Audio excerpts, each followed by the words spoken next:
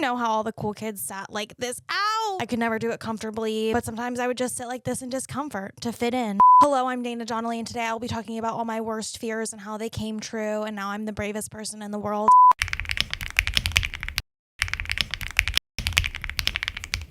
Please like this video and subscribe to my YouTube channel so that my worst fear of never becoming a rich A-list celebrity doesn't come true. That one, I don't know if I could deal with.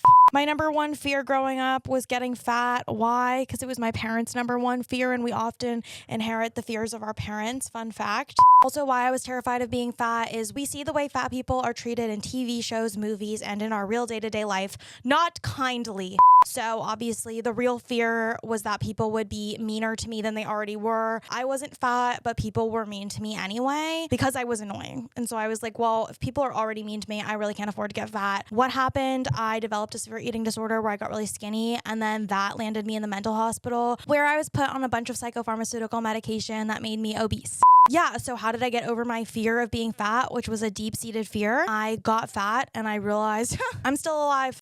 And then also what helped me get over my fear of being fat was realizing that I could get unfat. I think that was such a big part of the fear. Was my whole life people were telling me like, once you get fat, you'll always be fat. Not true. I'm not fat. And if you think I'm fat, you're freaking wrong. And you won't convince me that I am. And why can't you convince me that I'm fat? Because I've been fat for real. And I know that this isn't that. Okay, another fear I had that I feel like a lot of kids have is that their parents will die. My dad did die. I think my whole life I was really worried like, oh, one day my parents are just gonna like mysteriously die in an accident. My dad actually did one day just die in an accident, like a freak accident. And I realized that it's sad, but life goes on. The world kept turning. What are you gonna do?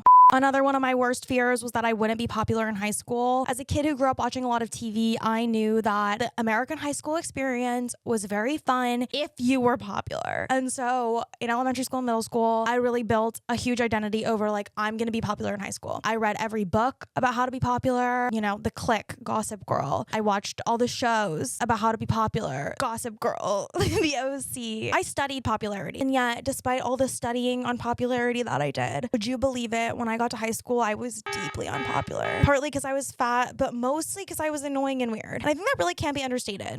So yeah, the fear that was being a loser in high school came true. What did I realize from that? High school is not the end of your life. It's actually like the end of the beginning of your life. Yeah, I'm 29 years old now, which brings me to my next fear, not making Forbes 30 under 30.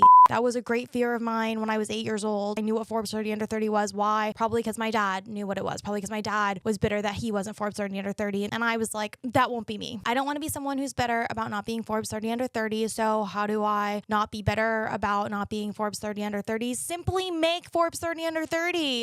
So I thought I was going to be a wonderkind, just a, you know, young success out of the gate. And no, I was not. And there is no chance that I will be because I am currently 29 years old. Forbes 30 under 30 already came out for this year. So unless I want to kill my little sister, steal her social security number, because technically she still has 7 years to make it, and hope that something comes of that, short of that, there's no chance. And that's okay. I'm still here. The best part about your worst fears coming true is that what you realize is, wait, but I'm still alive. Another fear I had was not being taller than my mom. My mom's 4'11". That came true. I'm 4'11". My mom and I are the same height. When I was little, I wanted to be a supermodel, and I knew to be a supermodel, I'd have to be 5'7". The odds of me being 5'7" were never good because my dad was only 5'11" and my mom's 4'11". And so I did think I would be taller than my mom. There was a good chance that I would have been a little taller than my mom. But unfortunately, like I said, I was so afraid of getting fat that I starved myself through my most formative years of puberty, which did ultimately definitely stunt my growth. That's also proof that if you fear one thing a lot, it might increase the chances that another thing you fear will come true. The reality is that nothing is that scary. That's just the truth. Like if a demon came out of my closet right now and killed me, would I be scared? Not really, because that would mean that I wouldn't have to go upstairs to put my laundry in the dryer. It would just save me a lot of time, you know?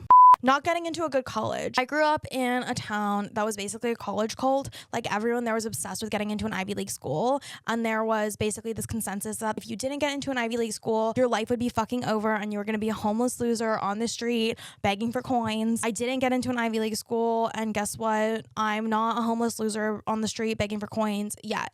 The moral of the story, stop being afraid. Just remember everything will be okay in the end. And if it's not okay, it's because it's not the end.